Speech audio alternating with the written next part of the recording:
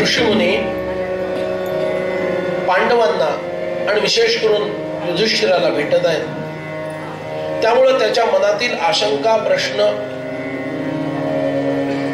अशांती, असमाधान, शोकग्रस्त मनोदशा यांचं वेळोवेळी निराकरण होत आहे. आणि आता पांडव प्रसन्न झालेले आहेत.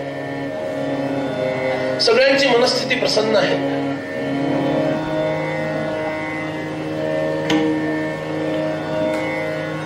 मागच सांगितलं त्याप्रमाणे या पांडवांच्या बरोबर अनेक ब्राह्मण लोक मनामध्ये आलेले आहेत सत्संगासाठी, तपस्येसाठी, ध्यान धारणेसाठी. एक तपस्वी ब्राह्मण आपली अरणी आणि मंथा हे बरोबर घेऊन अग्निहोत्र करणारा हा आहे. या पांडवांच्या बरोबर राहिलेला आहे.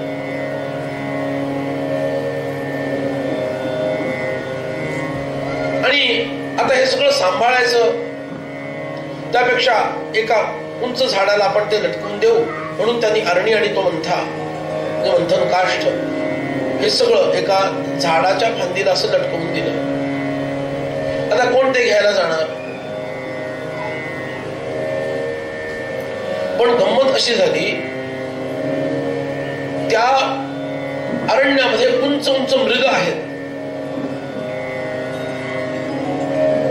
आणि असं लांब शिंग असणारं काळवीट एक. ते काळवीट नेमकं त्याच झाडाला अंग घासण्यासाठी गेलं.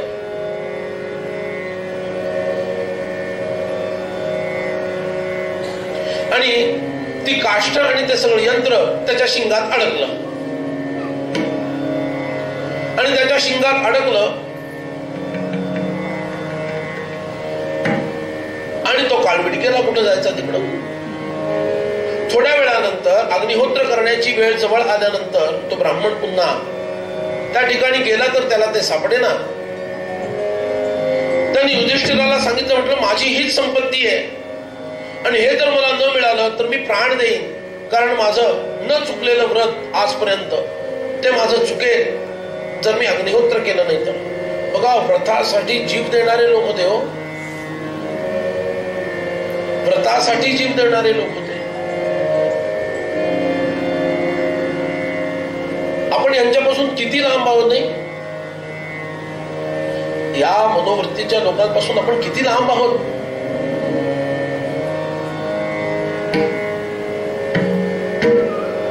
आपण म्हणतो त्याला काय झालं, एखादा दिवस बुडलं, उपासना काय फरक पडतो, नाही का? खरं की खोटं सांगा. आता बुडली उपासना, एवढं काय त्याच्यामध्ये वाईट वाटून घ्यायचं, जीव द्यायच्या वगैरे गोष्टी. जो व्रतस्थ जीवन जगतो, that is a matter of concern for him. त्याच्यासाठी ती गोष्ट अत्यंत महत्वाची आहे. तुमच्यासाठी जसे प्राण तसे त्याच्यासाठी त्याची उपासना आहे.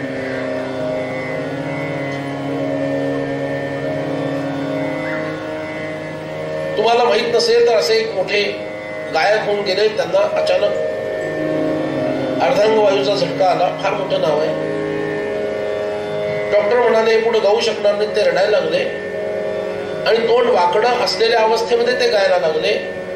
कालांतरानं आवाज फुटायला लागला. तेच डॉक्टर जे म्हणत होते गाऊ शकणार नाही ते म्हणायला लागले, यांनी असंच प्रयत्न केला तर ते गाऊ लागतील.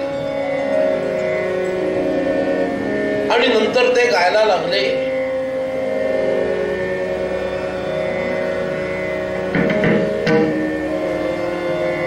अशी संगीतात तर अनेक उदाहरणं सांगता येतील.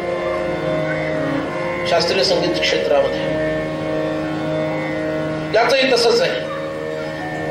आणि आता राजाचं हे दायित्व आहे आपल्या प्रजेचं रक्षण करणं. युधिष्ठिरानं चारही पांडवांना 4 दिशांना पाठवून दिलं. म्हटलं ताबडतोब जा आणि ते पात्र आणि तो मंथा मिळवा. आणि खरंच अत्यंत मूल्यवान गोष्ट मिळवण्यासाठी जितकी धडपड किंवा आटापिटा केला जातो त्या पद्धतीनं पांडवांनी तो केलेला आहे. ते एवढंच पात्र असतं. आणि मंथा काष्ट किती असणार आहे? एवढं सगळं मिळून एवढं आहे.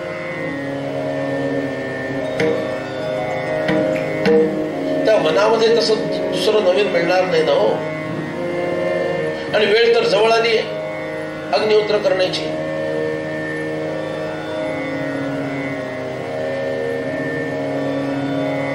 आपल्या बरोबर असणाऱ्या एका ब्राह्मणाचं अग्निहोत्र कर्म बुडेल याची काळजी पांडवांना करावीशी वाटते. याच्यावरून त्यांच्याही दृष्टीनं ती उपासना वेळच्या वेळी होणं, त्याच्यामध्ये खंड पडू न देणं त्यांच्या दृष्टीनं किती महत्वाचं होतं विचार करा.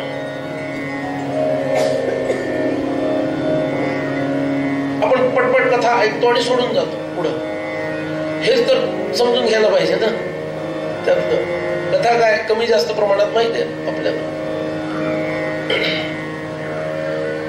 4ही पांडव धावले. इतके धावले बिचारे सगळे थकून गेले. काहीच त्यांना कळेना. तो काळवीट सापडेना. आता त्यांना माहिती नाहीये. हे व्यासांनी सांगितलं की काळवीटानं नेलं म्हणून. पांडवांना कुठं माहिती आहे कुणी नेलं ते? त्या ब्राह्मणालाच माहित नाही तर पांडवांना कुठून माहित असणार आहे? कुठं आहे म्हणून ते शोधतायत. पक्षानं नेलं का प्राण्यांनी नेलं की माणसांनी नेलं? कुठंच सापडलं नाही. सगळे पांडव थकून गेले. एक मृग दिसला. त्याच्या शिंगाला लागलेलं दिसलं. पांडव आता त्याच्या मागे धावायला लागले. पण त्यांनी इतकं झुलवलं पांडवांना. आणि ते काळवीट लुप्त झालं. आता मात्र पांडव घोर चिंतेमध्ये पडले आणि इतके तहानलेले होते. नकुल झाडावर चढला, वरून पाहिलं आणि जवळच एक सुंदर जलाशय आहे असं म्हणून आधी जलपान करून नंतर त्याचा शोध घेऊ म्हटलं.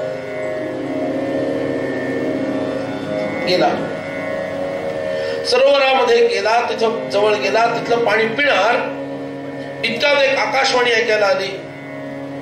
ये आकाशवाणी है.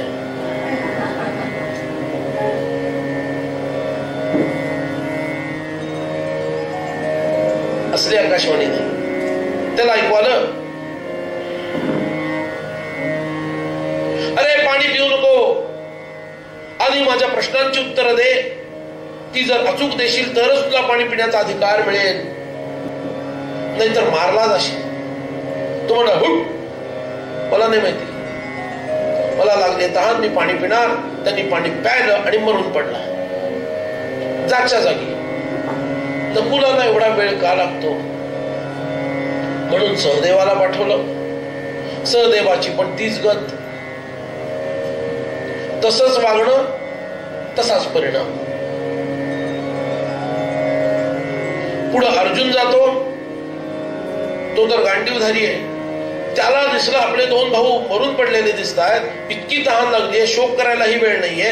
आधी जलपान करू नंतर शोक करू. आणि कुणी मारले यांना म्हणून अर्जुनाने सगळीकडे बाण मारले. काय होणार आहे त्यांनी? पाणी प्यायला तोही मरून पडला. आता तर गेलाय भीम.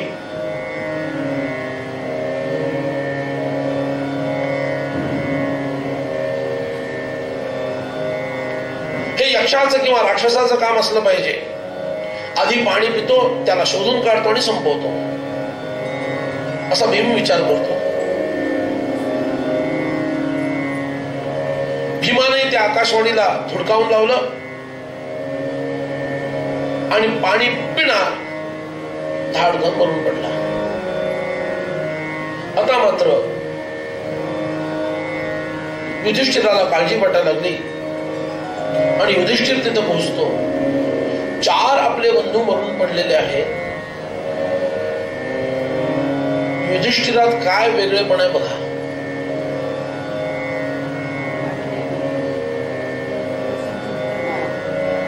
युधिष्ठिरांनी खूप शोक केला. देश काल आणि विचार जाणणारा युधिष्ठिर आहे. युधिष्ठिर विचार करतो, यांच्यावर कुठल्या आघाताच्या खुणा नाहीत, यांचा देह विवर्ण झालेला नाही, म्हणजे या पाण्यामध्ये कुठलं विष कालवलेलं नाही किंवा हे विषारी पाणी नाही, त्यांची अंगकांती नष्ट झालेली नाही. मला वाटतं हे यमाचंच काम असलं पाहिजे. आधी पाणी पिऊ आणि मग पुढे काय तो विचार करू. म्हणून तो पाण्यात उतरून पाणी पिणार. इतका आवाज आला, तुझे भाऊ असेच मरून पडलेत, माझं ना ऐकता. पाणी पिशील तर मारला जाशील, पहिल्यांदा माझ्या प्रश्नांची उत्तरं दे. त्यांनी विनम्रपणे विचारलं, आपण कोण आहात, सांगू शकाल का? मजेशीर उत्तर त्याला मिळालं, मी शेवाळ आणि मासा खाणारा बगळा आहे. या चौघांना मीच मारलंय. तूही मरशील, आधी प्रश्नांची उत्तरं दे. आणि एकदम समोर एक विद्रूप असणारा, विशाल डोळे असणारा आणि वडासारखा उंच एक यक्ष त्याला दिसायला लागला. अत्यंत विनम्रपणे युधिष्ठिराने त्याला वंदन केलं आणि म्हटलं, माझ्या बुद्धीला जे समजेल अशी उत्तरं देण्याचा मी प्रयत्न करतो. खूप प्रश्न विचारले मी, अगदी मोजके तुमच्या समोर आणलेले. यालाच यक्ष प्रश्न असं म्हणतात. त्या प्रश्नांचे स्तर सामान्य, विशेष आणि अतिविशेष आहेत. व्यवहाराला धरून आहेत, प्रपंचाला धरून आहेत काही प्रश्न, काही परमार्थाला धरून आहेत, काही धर्माला, काही नीतीला धरून आहेत. अनेक प्रश्न आहेत. काही प्रश्न मी तुमच्या समोर ठेवतोय. यक्षानं विचारलं, ब्राह्मणाचं देवत्व कशात असतं? उत्तर आलं, वेदांच्या स्वाध्यायामध्ये असतं. पण त्याच ब्राह्मणाचं सत्पुरुष सदृश धर्म कोणता आहे? देवत्व झालं, आता सत्पुरुष सदृश धर्म ब्राह्मणाचा कोणता आहे? सांगितलं, तप. तपस्या करणं हा ब्राह्मणाचा सत्पुरुष सदृश धर्म आहे. मग ब्राह्मणाचं मनुष्यत्व कशात आहे? उत्तर आलं, त्याच्या मरण्यामध्ये त्याचं मनुष्यत्व आहे. तो मरून जातो, ह्याच्यातच त्याचं मनुष्यत्व आहे. त्याचं असत्पुरुषत्व कशात आहे? असत्पुरुषत्व दुसऱ्याची निंदा करणं आणि आचार भ्रष्ट जीवन जगणं. त्याला काय होतं म्हणून फेसबुकवर आम्ही कसा सुंदर मांसाहार करतो असं पाठवणं.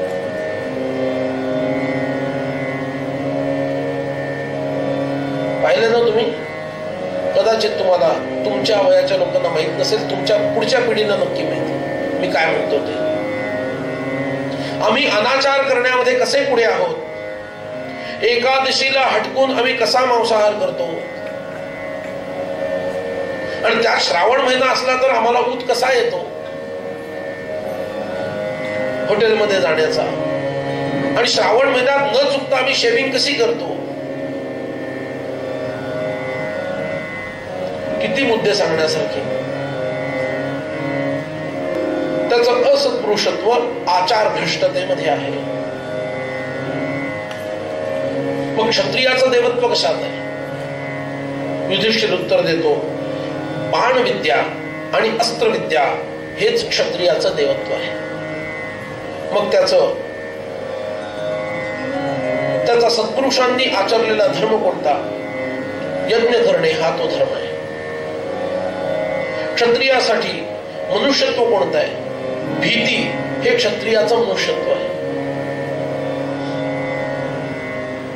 आणि क्षत्रियाचं असत्पुरुषत्व कशात आहे किंवा दुष्टपणा? तो आहे शरण आलेल्याला मारणे, शरण्य भावाचा त्याग करणे, याचा विचार न करणे. हे क्षत्रियाचं असत्पुरुषत्व आहे. पृथ्वीपेक्षा जड काय आहे? युधिष्ठिरानं उत्तर दिलं, आई पृथ्वीपेक्षा जड आहे. आकाशापेक्षा उंच कोण आहे? वडील आकाशापेक्षा उंच आहे. वायूपेक्षा वेगवान काय आहे? मन हे वायूपेक्षा वेगवान आहे. आणि गवताच्या काडीपेक्षाही संख्येनं अधिक, म्हणजे जगात जेवढ्या गवताच्या काड्या आहेत त्या संदर्भात, त्यापेक्षाही संख्येनं अधिक काय आहे? चिंता ही त्यापेक्षा अधिक आहे. चिंता ही त्याही पेक्षा अधिक आहे, असं उत्तर आलं. आणि अत्यंत महत्वाची गोष्ट ती सगळ्यात शेवटी सांगतो पाहिजे तर, यशाचं मुख्य स्थान कोणतं? दान हे यशाचं मुख्य स्थान आहे. कोणतंही कार्य वाढवायचं असेल आणि यशस्वी व्हायचं असेल, दान करावं, अन्नदान करावं, ज्ञानदान करावं. दानानं भरपूर यश संपादन करता येतं. जो कंजूष असतो त्याला काही मिळत नाही, जो दानशूर असतो त्याला भरपूर मिळतं. आता हे प्रत्येक विषयांना स्वतंत्र प्रवचनाचे आणि व्याख्यानाचे विषय आहे, तसा विचार करायचा. तोही योग येईल कधीतरी. स्वर्गाचं मुख्य स्थान कोणतं? सत्य हे स्वर्गाचं मुख्य स्थान आहे. सुखाचं मुख्य स्थान कोणतं? शील हे सुखाचं मुख्य स्थान आहे.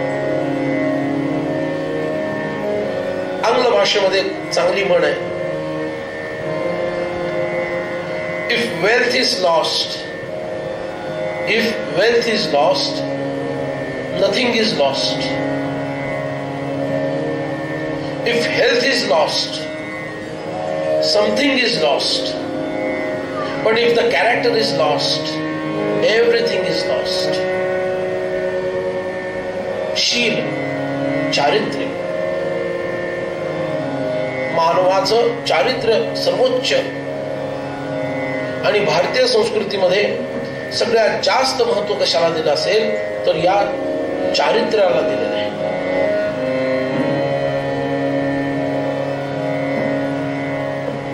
आणि मग महत्वाचा मुद्दा तुम्हाला सांगतो, ज्यावर जितकं बोलू तेवढं कमी आहे. गेले 5-6 दिवस हेच बोलत आलोय आपण, त्यामुळं 2-4 वाक्य सांगून पुढे जाईल.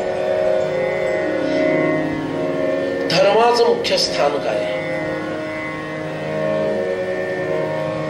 आणि त्याचं उत्तर दिलेलं आहे युधिष्ठिरानं, दाक्ष्य, दक्षता. दाक्ष्यम एक पदम धर्म्यम.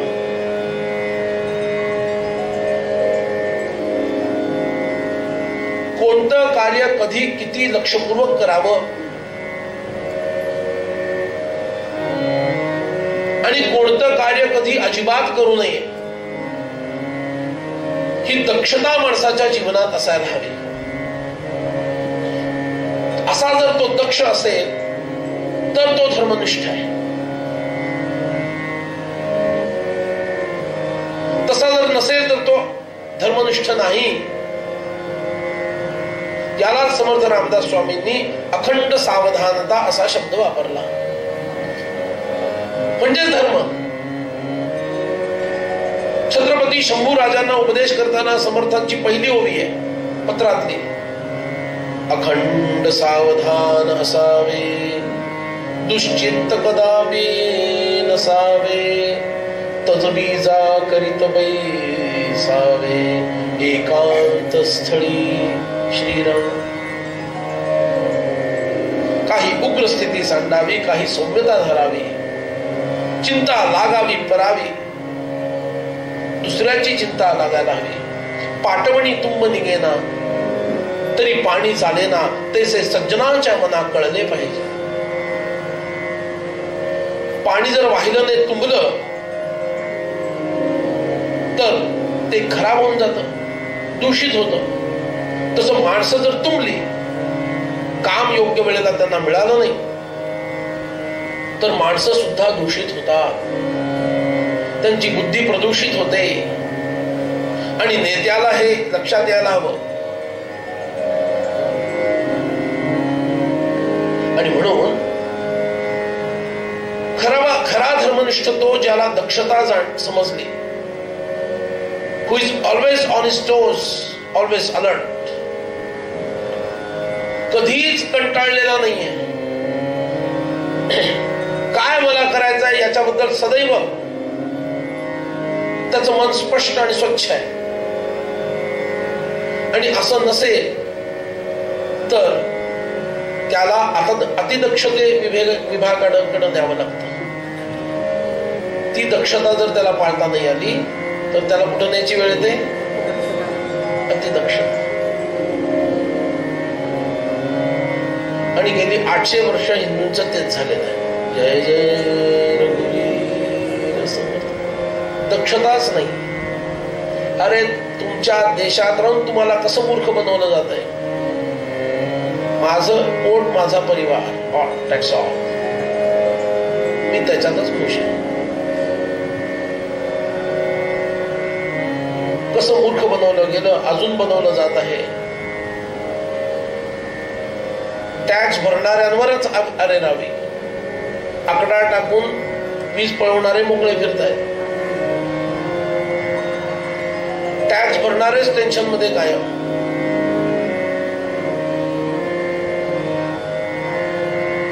अनेक घटना आहेत, अनेक गोष्टी आहेत. कागदावरची गोरक्षा, कागदावरचं गोसेवा भरपूर आहे. सगळं कागदावर.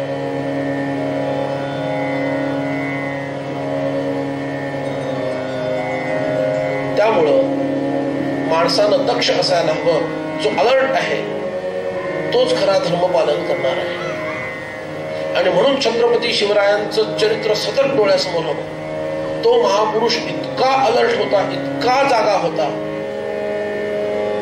आणि म्हणून तर कवी भूषणांनी पण म्हटलं ना, काशी की कला गई, मथुरा में मस्जिद भई, अगर एक शिवा न होता तो सुन्नत होती सबकी. इथं हिंदू कोणी राहिलाच नसता, एक शिवराय होते म्हणून राहिले. का? सदैव दक्ष.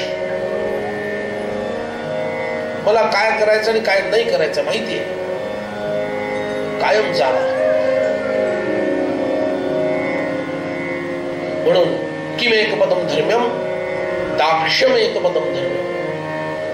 सदैव अलर्ट असणं. स्वतःच्या कर्तव्याबद्दल, अकर्तव्याबद्दल, दायित्वाबद्दल, अदायित्वाबद्दल. धर्म, अर्थ, काम या 3 पुरुषार्थांच्या बद्दल.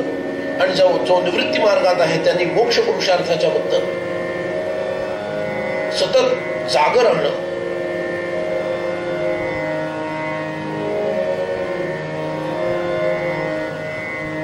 अखंड सावधान रे प्रयत्न, प्रसंग मान रे, प्रसंग हा तुफान रे, नसेची व्यवधान रे.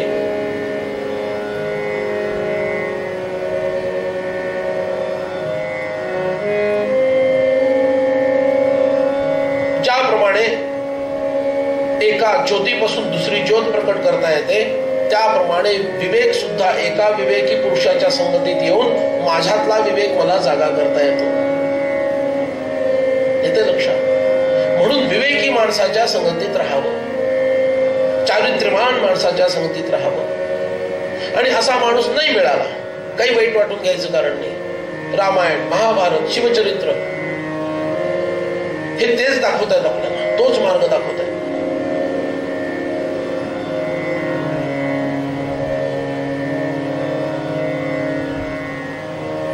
आणि याच प्रयत्नामध्ये माणसानं सतत राहायला हवं. यत्न तो देव जाणावा, अंतरी धरिता बरे. अनेक प्रश्न विचारले आणि अनेक प्रश्नांची अचूक उत्तर या युधिष्ठिरानं दिली. यक्ष प्रसन्न झाला, म्हणाला, काय सुंदर उत्तर दिलीस रे तू. I am so impressed.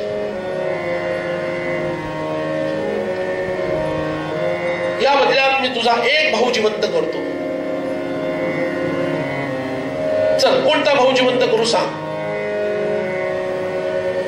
तुम्ही आम्ही असतो तर काय मागितलं असतं? दोनच ऑप्शन, आयदर भीम और अर्जुन. युधिष्ठिर का आहे? त्यालाच सगळे ऋषीमुनी भेटायला का येतात? भगवान श्रीकृष्ण सुद्धा युधिष्ठिराला इतका मान का देतात? भगवान असून इतका मान का देतात? युधिष्ठिराचा कॅरेक्टर कळल्यानंतर कळेल. 4 भावंड मरून पडलेली आहेत. काही कालांतरानंतर अज्ञातवास सुरू होणार आहे. तो संपला आणि तो सक्सेसफुली झाला तर युद्ध करायचं आहे. युद्धासाठी भीमार्जुनांची आवश्यकता आहे. त्याच्यातल्या एकाला निवडता येण्याची संभावना निर्माण झाली आहे. युधिष्ठिरानं म्हटलं, मला नकुलाला जिवंत करून दे. नकुल. यक्ष चपापला म्हणाला, अरे Nakul, it is not cool.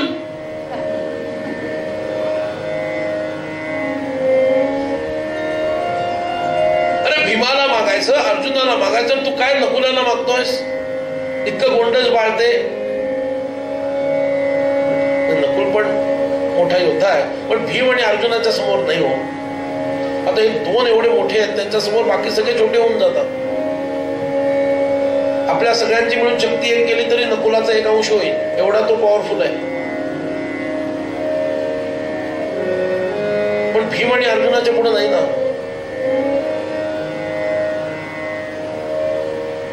तेव्हा युधिष्ठिराच्या मुखातून एक अद्भुत श्लोक बाहेर पडला. तो आपण सगळ्यांनी म्हणायचा आणि तो महाभारताचा महासिद्धांत आहे.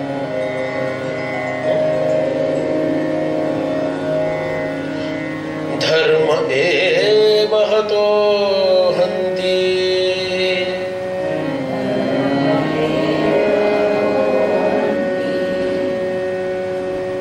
काय खाल्लं आता?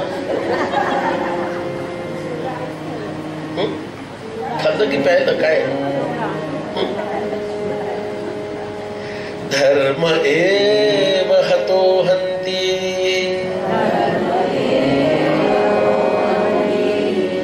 धर्मो रक्षति रक्षितः.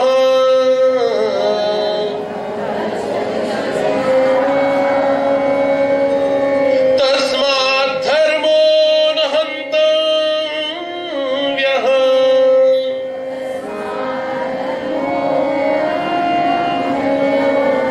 मानो धर्मो हतो वधी.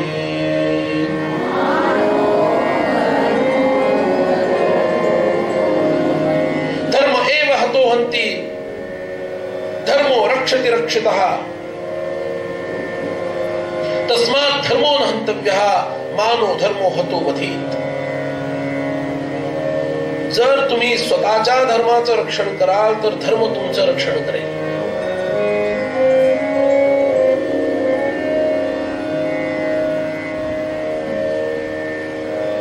विद्यार्थी म्हणून माझा धर्म काय?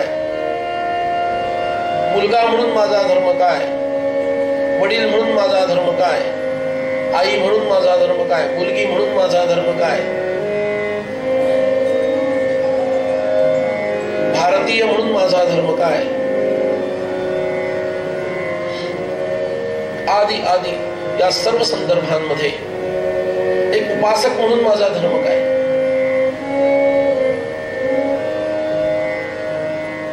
जर मी धर्माचं रक्षण करेल तर धर्म माझं रक्षण करेल. आणि याचाच अर्थ जर त्याचं रक्षण मी न करेन तर धर्म सुद्धा माझं रक्षण करायला समोर येणार नाही. तस्मात् धर्मो न हन्तव्यः. किती झालं तरी आपल्या स्वधर्माचा त्याग करू नये. स्वधर्मे निधनम श्रेयः परधर्मो भयावहः. स्वधर्म पालन सदैव करत राहावं. आता यांनी या दोघांनी आपला धर्म सोडला. मी बोलतोय, यांनी धडामधडून सुरू केलं. नाही बुवा, मला फारच नुसतं बसून कंटाळलंय, मला वाजवावं असं वाटतं. मग मला पण काय वाजवावं असं वाटेल?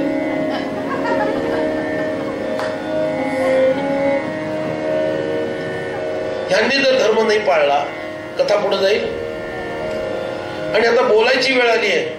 दोघं शांत आहेत. आणि त्यावेळेला मला वाटलं की ह्यांनी वाजवावं. मग तुम्ही काय वाजवाल? बघा, धर्माचं पालन, एक ती सोपी सोपी गोष्ट सांगितली, छोटी गोष्ट सांगितली, तो अधिक अधिक सूक्ष्म होत जातो, सूक्ष्मतर होत जातो, सूक्ष्मतम होत जातो. श्री रामरायांनी जो भरताला उपदेश केला तो इतका अद्भुत आहे. तो असाच आहे रामायणातला धर्मपालनाचा उपदेश. तो सूक्ष्म धर्म लक्षात येत नाही आपल्याला. श्री रामराय म्हणतात, मी सदैव धर्मामध्ये अखंड स्थिर असल्यामुळं मी जे सांगतो ते तू कर, त्यातच तुझं हित आहे. असं निर्वाणीचं सांगितल्यानंतर मग भरतांनी पादुका आणल्या आणि रामरायांच्या समोर ठेवल्या. तर अट्टहासानं मागं लागले होते, काही कर रामराया आणि तुम्हाला परत यावं लागेल, मी प्रायोपवेशन करतो. म्हणून आपण स्थूल धर्म तरी पाळायला सुरू करूया, त्याचं तरी पालन करू. मग हळूहळू सूक्ष्मतेकडे आपला प्रवास सुरू होईल. आणि तो सूक्ष्म धर्म कोणता आहे माहितीये? सूक्ष्मतम धर्म कोणता आहे? ब्रह्मस्थिती प्राप्त करणं हा तो धर्म आहे. त्याला साध्य कोटीतला धर्म म्हणतात, सिद्ध कोटीतला धर्म म्हणतात. आणि वर्णाश्रम व्यवस्थेचं पालन करणं हा साध्य कोटीतला धर्म आहे.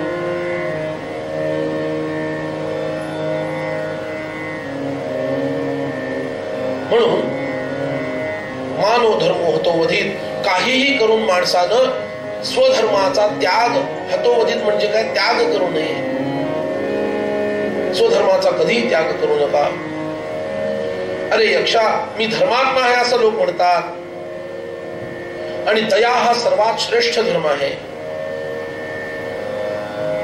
पहा, एक कौंतेय जिवंत आहे, कुंतीचा पुत्र मी जिवंत आहे. आता माझं कर्तव्य आहे एक माद्रेय जिवंत राहायला पाहिजे, माद्रीचा पुत्र जिवंत व्हायला पाहिजे. अर्जुन किंवा भीम यांच्यापैकी कुणाला मी उठवलं तरी पुन्हा कोणतेच जिवंत होईल. माद्रेयांचं काय? माझ्यासाठी कुंती माता आणि स्वर्गाला गेलेली माद्री माता याच्यामध्ये तो सुमात्र फरक नाही. तसं रामरायांनी म्हटलं होतं, कौशल्या काय किंवा केकेयी काय किंवा सुमित्रा काय, माझ्यासाठी सगळ्या सारख्याच आहेत. तेव्हा माझं कर्तव्य हे आहे की माद्री मातेचा पुत्र जिवंत व्हायला हवा, आणि म्हणून मी नकुलाची मागणी केली.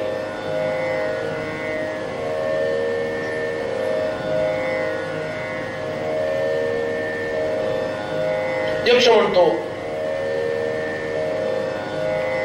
तू अर्थ आणि काम या पुरुषार्थांपेक्षा दयारूपी धर्माला श्रेष्ठ मानतोस.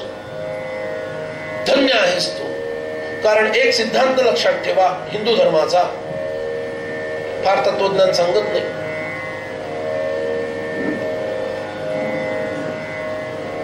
अर्थशास्त्र आहे, कामशास्त्र आहे, धर्मशास्त्र आहे आणि मोक्षशास्त्र आहे. धर्म, अर्थ, काम आणि मोक्ष. मोक्षशास्त्र म्हणजे काय?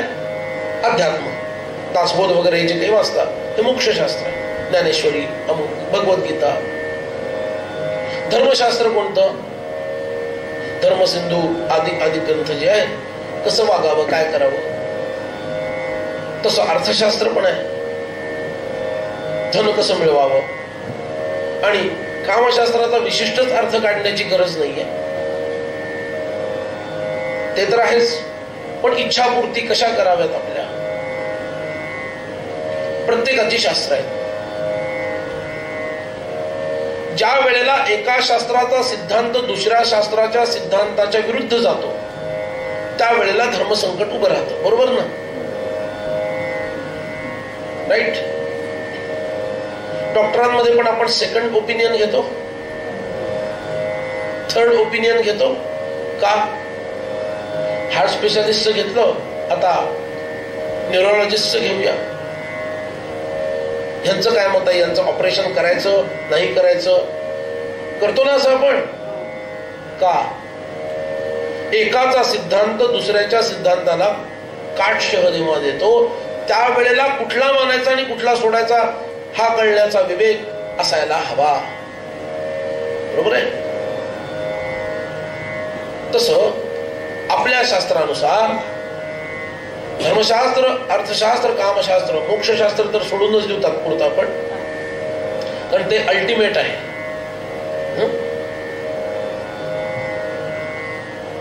पण या तीन शास्त्रांमध्ये सिद्धांतांमध्ये जर विरोध निर्माण झाला परिस्थितीजन्य तुमच्या त्या स्थितीमुळं, कारण मोक्षशास्त्र काय आहे?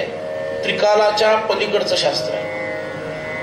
त्याचे सिद्धांत कालही तसेच होते, आजही तसेच असणार आणि इथून पुढे लाख वर्षांनंतर सुद्धा ते सिद्धांत तसेच असणार, कारण ते देशकाल निमित्त याच्या पलीकडचे सिद्धांत आहेत. म्हणून तर मोक्षशास्त्र आहे ना. पण धर्मार्थ काम ही शास्त्र या सगळ्यांचा विचार करून निर्णय घ्यायची शास्त्र आहे.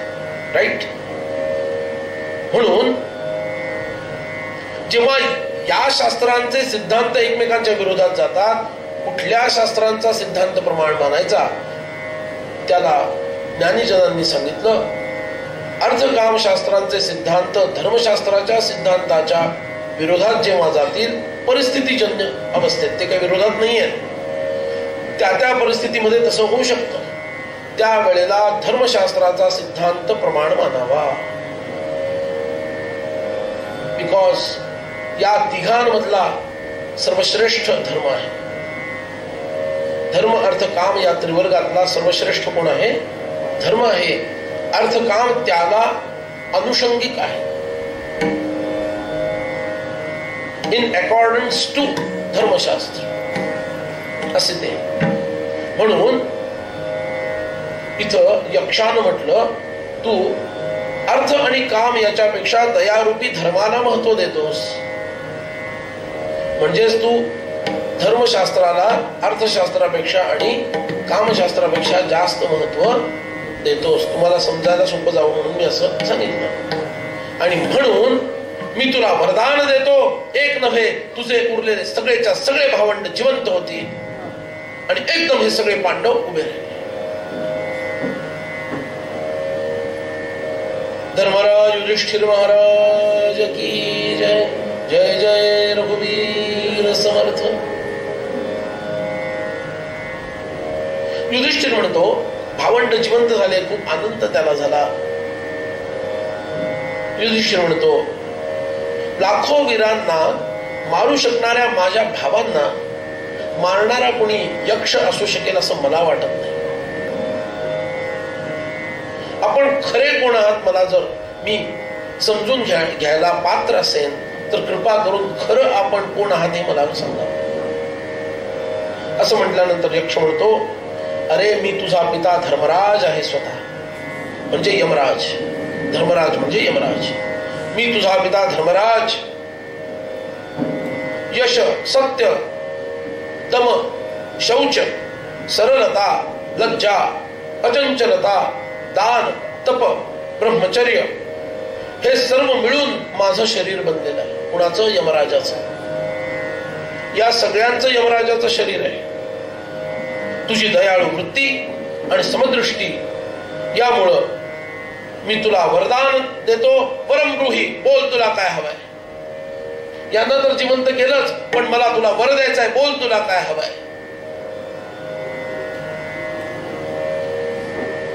याचं कारण जे माझे भक्त आहेत त्यांची कधीच दुर्गती होत नाही असं यमराज म्हणतो. अत्यंत विनम्रपणे युधिष्ठिरानं म्हटलं, काय मागावं? काय एक एक आदर्श लोक आहेत हे. युधिष्ठिरानं म्हटलं, त्या ब्राह्मणाचं हरवलेली अरण्य आणि मंथा तेवढी आम्हाला द्या. स्वतःसाठी काही मागायचंच नाही विषय. ती अरण्य आणि मंथा तेवढी जर द्याल तर किती बरं होईल. हा विषय तरी आपल्या डोक्यात राहिला होता का? सांगा बरं. तर सांगणाऱ्याच्याच राहिला नव्हता तर तुमच्या काय राहणार आहे? त्या ब्राह्मणाची अरण्य आणि मंथा तेवढी परत करा.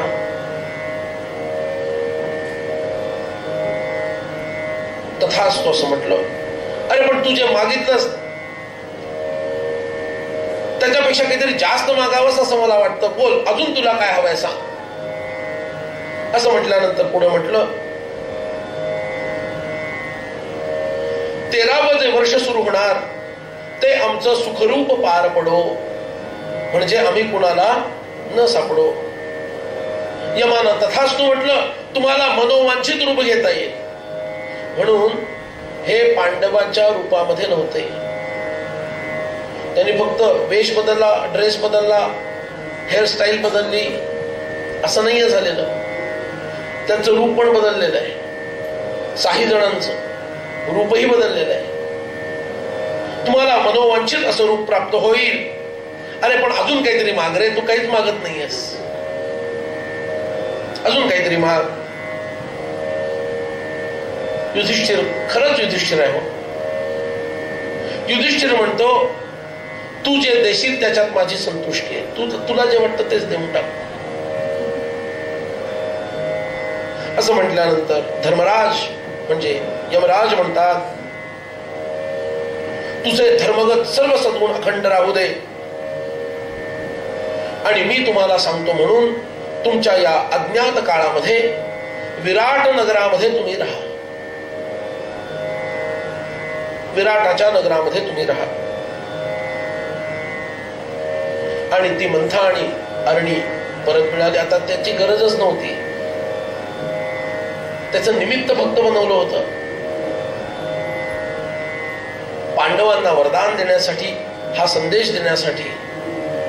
वरदान असं फुकट देता येत नाही ना. वरदान असं फुकट देता येत नाही. काहीतरी घडवावं लागतं. आणि ते बरोबर घडवलं आणि पांडवांना वरदान प्राप्त झालं.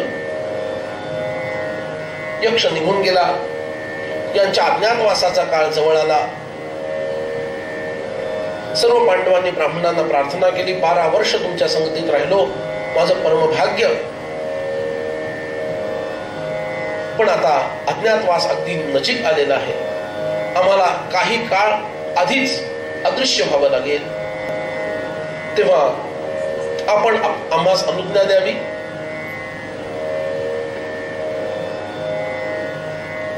धौम्य ऋषींच्या समोर हे सर्व आलेले आहेत. धौम्य ऋषी म्हणतात, अग्नीनं ज्याप्रमाणे जलामध्ये, भगवान विष्णूंनी ज्याप्रमाणे हयग्रीवाच्या रूपात अदितीच्या गर्भामध्ये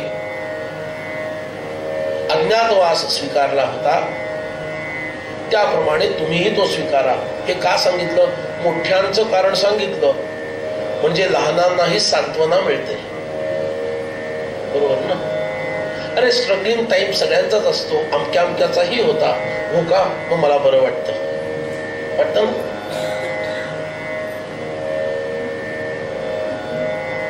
त्यांनाही खूप स्ट्रगल करायला लागल्यानंतर आज त्या पदावर ते आहेत. हो का? मग ठीक आहे. तसं भगवान अग्नी ते जलामध्ये लपून बसले होते. आम्ही तर संध्या करताना त्याचं नाव पण घेतो, जलाच्या रूपामध्ये. तेव्हा हयग्रीव भगवान विष्णू आहेत साक्षात, तेही लपून बसले होते, अज्ञात होते. तसं तुम्हालाही 1 वर्ष काढायचं आहे रे. पांडव म्हणाले, आपली कृपा असावी. त्यांनाही वंदन केलं. तुम्ही विवेकी राहा, शोकाचा त्याग करा. पदोपदी हेच सांगितलं जाते, शोकाचा त्याग करा. आणि आता पांडव निघण्यासाठी सिद्ध झालेले आहेत. अज्ञातवासाला जायला पांडव सिद्ध झाले. पृथक शास्त्रविद सर्वे सर्वे मंत्र विशारदा संधि विग्रह कालज्ञ मंत्राय समुपाविशन. गोपाल कृष्ण भगवान की जय. जय जय रघुवीर समर्थ. जन्मेजय उवाच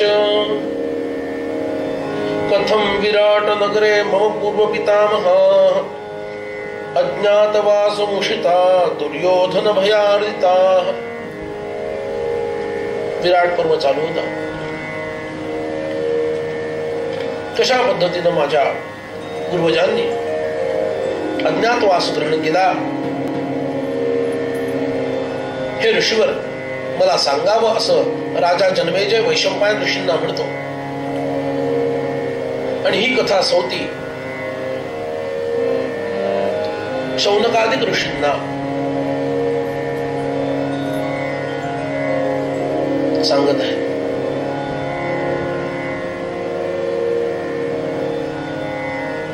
अज्ञातवासाची पांडवांची तयारी झाली. सर्व रिक्त रथ, दासी, सेवक इत्यादी द्वारकेला पाठवण्यात आले. धौम्य ऋषी म्हणतात, अरे सेवक धर्मानी, आता वागा, तुम्ही राजे आहात.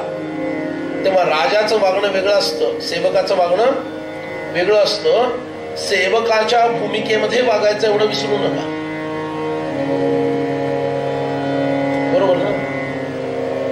सेवकासारखे वागायला शिका. आणि तसं म्हटलं तर सेवा धर्म परमगहन योगिनामप्यगम्य असं म्हटलेलं आहे. सेवा धर्म अत्यंत गहन आहे. मोठ्या मोठ्या योग्यांना सुद्धा अवघड जातो सेवा धर्म. आणि हे तर जन्मजात राजे असणारे लोक आहेत. एक वेळ तुम्ही आम्ही सेवा धर्म करू शकू बरं, पण पांडवांसाठी अवघड होता. हे समजावून सांगतो तुम्हाला यासाठी.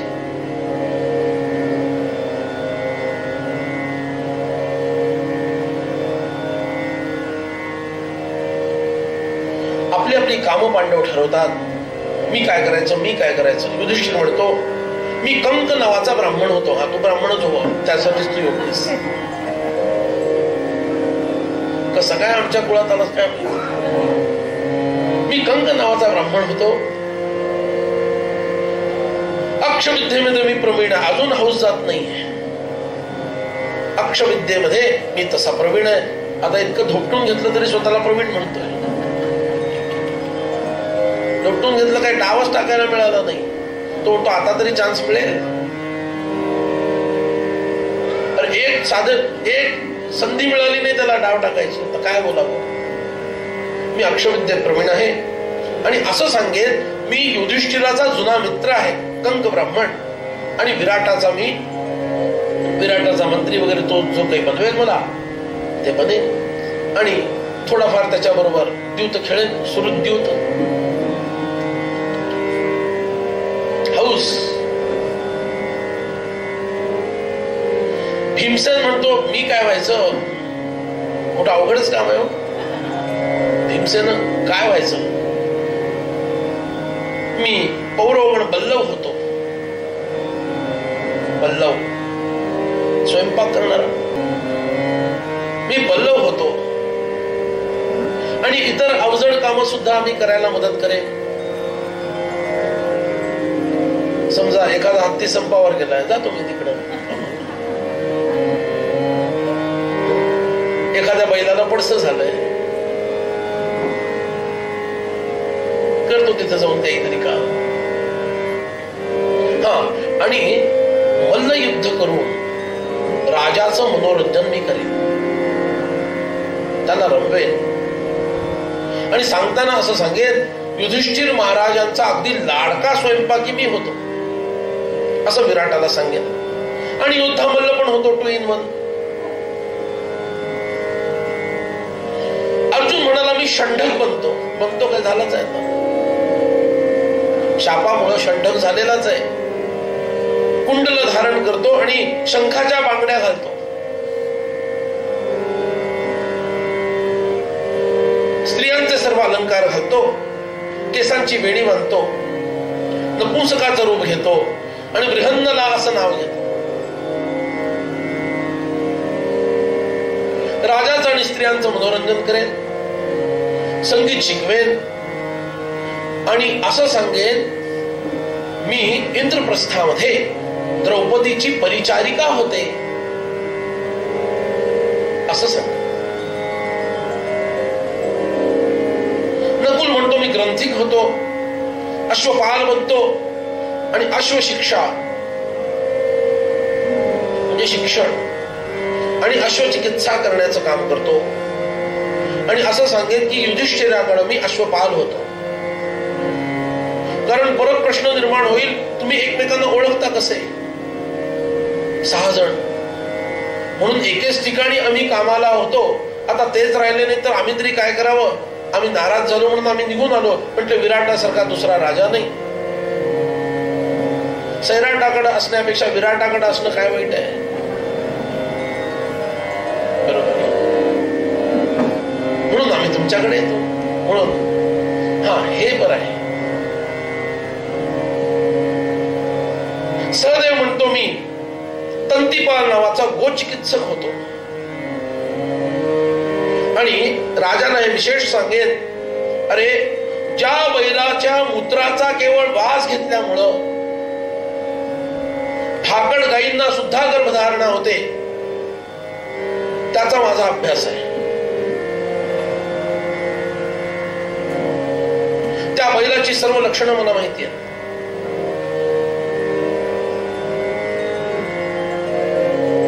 कृष्णा तू काय? कृष्णा म्हणते मी सैरंध्री दासी होय. सैरंध्री हे नाव नाहीये बरं का. जसं शबरी म्हणतो आपण, शबरी काही नाव नाहीये. शबर शबरी,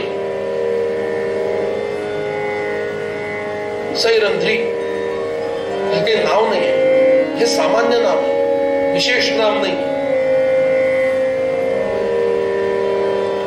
सैरंध्री म्हणजे काय? ज्याप्रमाणे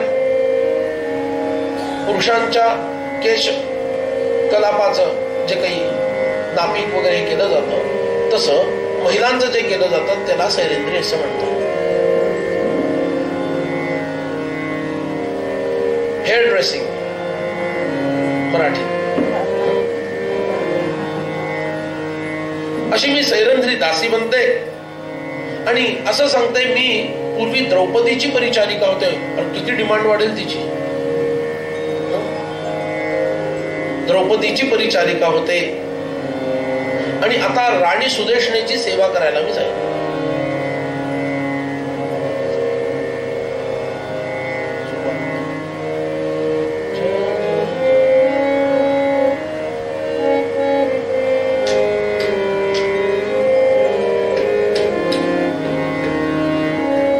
सगळ्यांची कामं ठरतात आणि ही मंडळी विराट नगरीमध्ये प्रवेश करण्यासाठी येतात. विराट नगरीमध्ये प्रवेश करताना भुवनेश्वरी देवी दुर्गेची प्रार्थना युधिष्ठिर करतो. कारण का आमच्यावर अत्यंत भीषण म्हणजे दुर्ग असा प्रसंग आलेला आहे. त्या दुर्ग स्वरूपातील प्रसंगाचं तून बाहेर काढणारी दुर्गाच, म्हणून तिची स्तुती करायला हवी. आणि ती श्रीकृष्णाची भगिनी आहे. तुलसीदासांचं एक अप्रतिम पद आहे, थोडं तुमच्या समोर प्रस्तुत करण्याचा प्रयत्न करतो. जय जय जय गिरिराज किशोरी, जय जय जय गिरिराज किशोरी, जय महेश मुख चंद्र चकोरी, जय महेश मुख चंद्र चकोरी, जय जय जय गिरिराज किशोरी, जय जय जय गिरिराज किशोरी.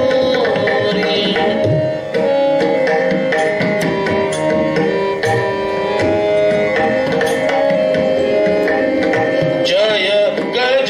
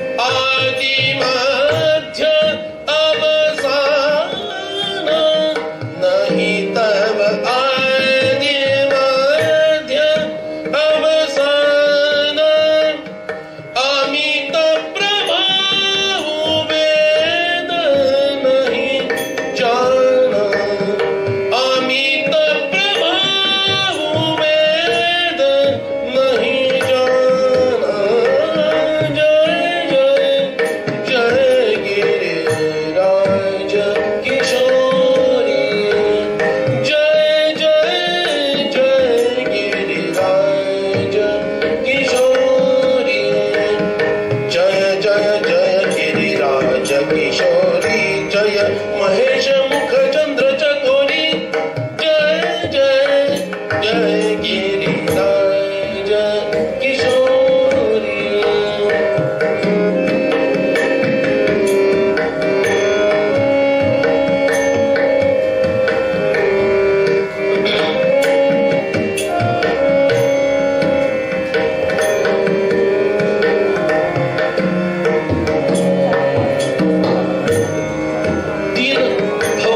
चार भव वापरले.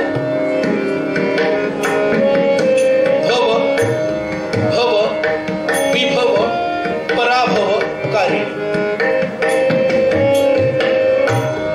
प्रत्येक भवचा अर्थ वेगळा. भव म्हणजे सृष्टी, त्याचा भव म्हणजे उत्पत्ती, विभव म्हणजे स्थिती, पराभव म्हणजे लय करणारी.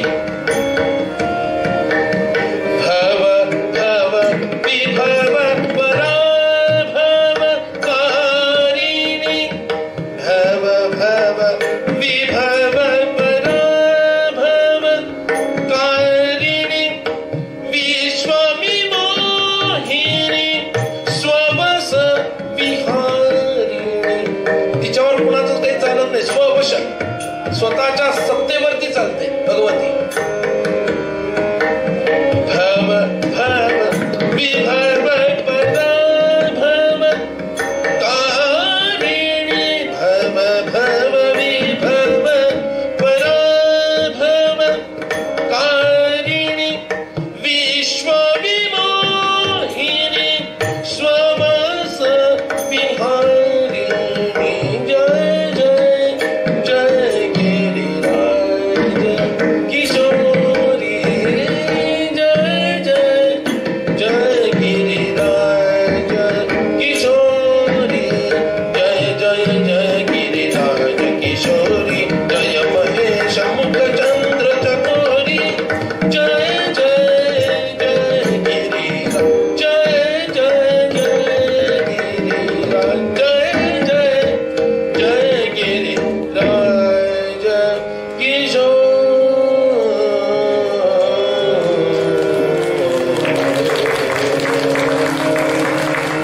जगदंबा माता की जय. जय जय रघुवीर समर्थ. यशोदा गर्भ संभूतां नारायण वर प्रियां नंद गोपाल कुले जातां मंगल्यां कुलवर्धिनी.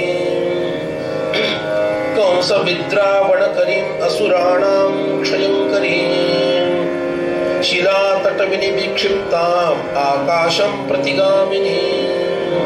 वासुदेवस्य भगिनीं दिव्यमाल्यविभूषितां दिव्याम्बरधरां देवीं खड्गखेटकधारिणी.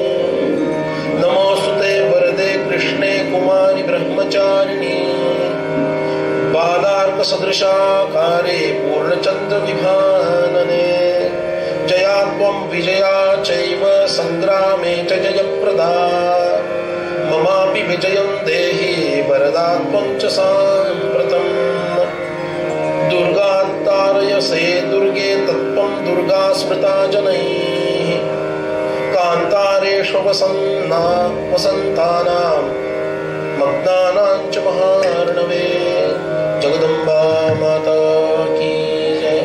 जय जय रघुवीर समर्थ. अगदी थोडक्यात तुम्हाला फार मोठं काव्य आहे. युधिष्ठिराने केलेली स्तुती खूप प्रसिद्ध आहे.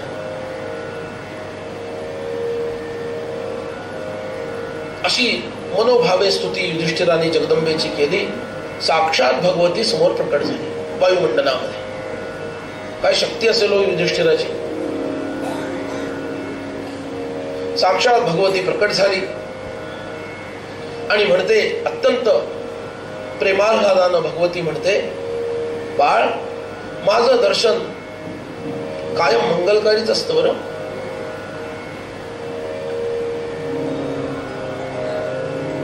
तुम्ही कौरव किंवा अन्य नगरवासी या जनांपासून अप्रकट राहाल, कुणालाही सापडणार नाही.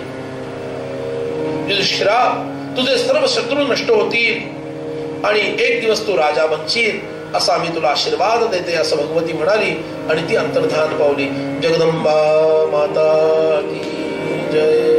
जय जय रघुवीर समर्थ. पांडव विराटाच्या सभेमध्ये गेले, रूप बदललेल्या आणि वेश बदललेल्या अवस्थेमध्ये.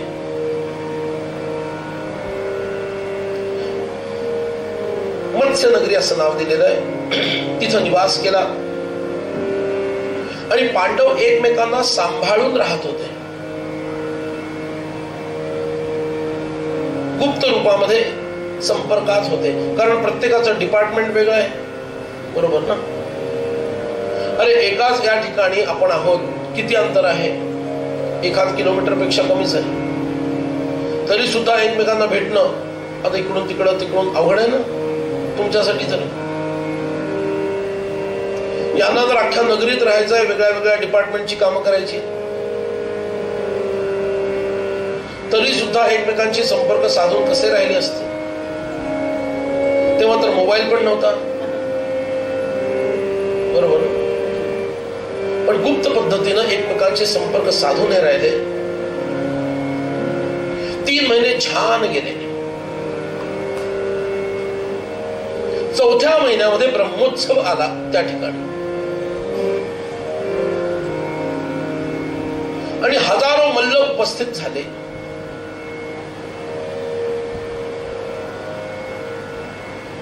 आपल्या इकडचा एक मल्ल गेलाय बघा बाहेर, माहितीये का कुठे गेलाय, काय अजून आणता येणार. असा ब्रह्मोत्सव करा ना एखादा, येईल तर मल्ल इकडं.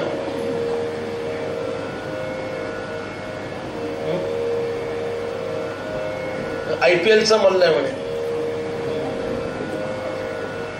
अनेक मल्ल विराटाच्या या नगरीमध्ये उपस्थित झाले आणि मल्ल क्रीडेला प्रारंभ झाला.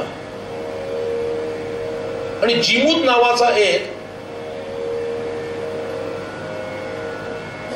जबरदस्त एक मल्ल सगळ्यांनाच आव्हान देतो आणि विराटाच्या सगळ्या मल्लांना आडवा करून टाकतो.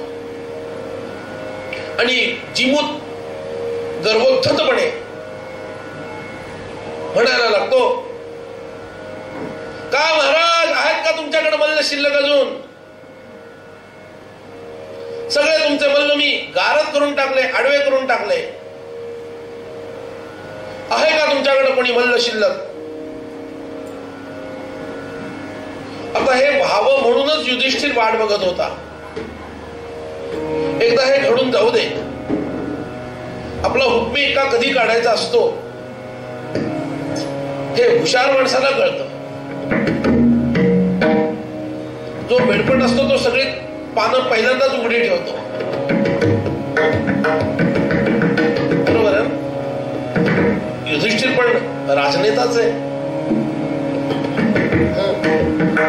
तो म्हणाला मस्त झालं.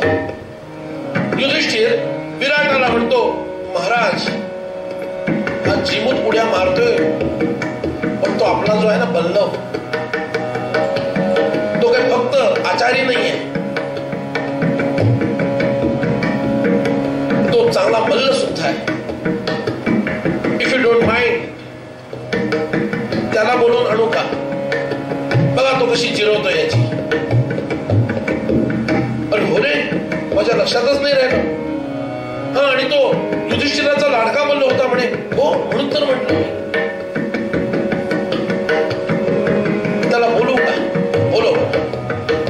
भीमाला सांगितलं, भीमा जिमूत नावाचा हा माझ्या कानावर आलंय म्हणाला. अरे त्याच्याशी तुला मल्लविद्या खेळायची. भीम म्हणाला, आता खरी मजा येणार. 3 महिने नुसतंच स्वयंपाक करा आणि खायला घाला हा उद्योग चाललाय, आणि त्यातलं थोडं खा. ती पण माझ्या आवडीची कला आहे, पण ह्याच्या एवढी नाही. आता थोडा हात साफ करायला संधी मिळेल. आणि भीम उतरला. प्रचंड युद्धाला प्रारंभ झाला. अरे भीमाचं म्हणजे स्पर्धा विषय नाही, जिंकणे म्हणजे मारून जिंकणेच. त्याला हरवलं केलं असले काही विषय नाही, किंवा पॉइंट्स मिळवले मग ते येणार आणि एकाचा हात वर करणार, एकाचा खाली, मग ते एकमेकांना अशी मिठी मारणार, मग तो असं करणार, असला काही विषय नाही. भीम उतरला, मल्लयुद्ध सुरू झालं. जोरदार प्रकर्ष, आकर्ष, अभ्यकर्ष, विकर्ष, अनेक डावपेच, प्रचंड डावपेच. सगळे थक्क होऊन बघतात, अरे या जीमूतानं इतक्यांना आडवं केलं, पण हा फोड मल्ला आलाय की. भीमानं डरकाळ्या फोडायला सुरू केल्या आणि भले भले मल्लयुद्ध जाणणारे, त्यातले शास्त्र जाणणारे सुद्धा या भीमाची मल्लविद्या बघून थक्कीत झाले.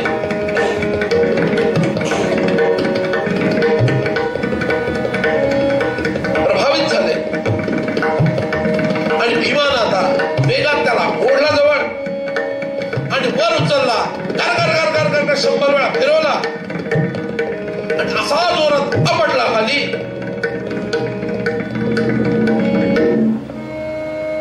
कळलं काय झालं ते?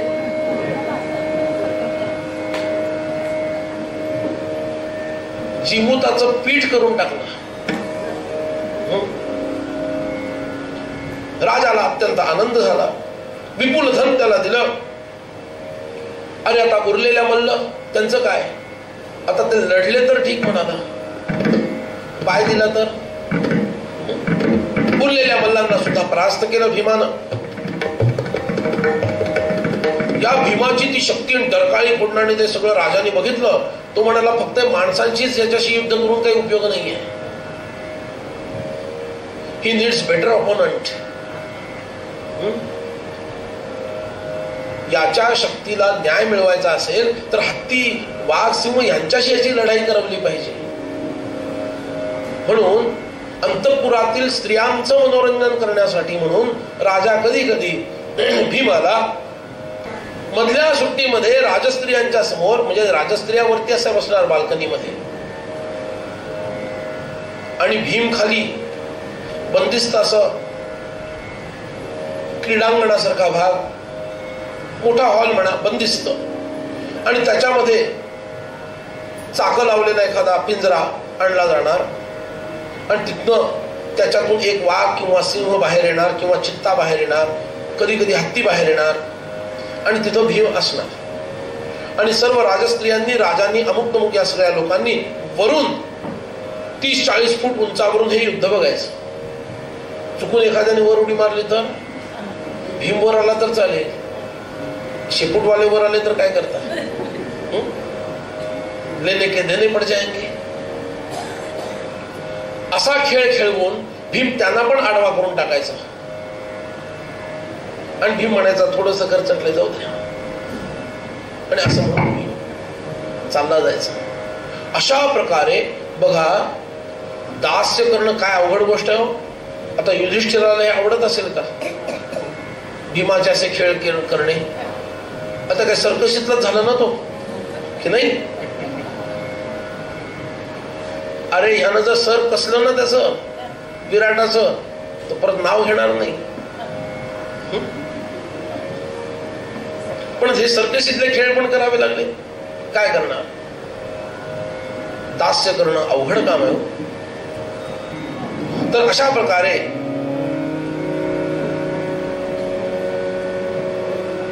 भीमाद्वारे मनोरंजन सगळ्यांना प्राप्त झालं आणि भीम अगदी गळ्यातला ताईत बनला या विराटाच्या.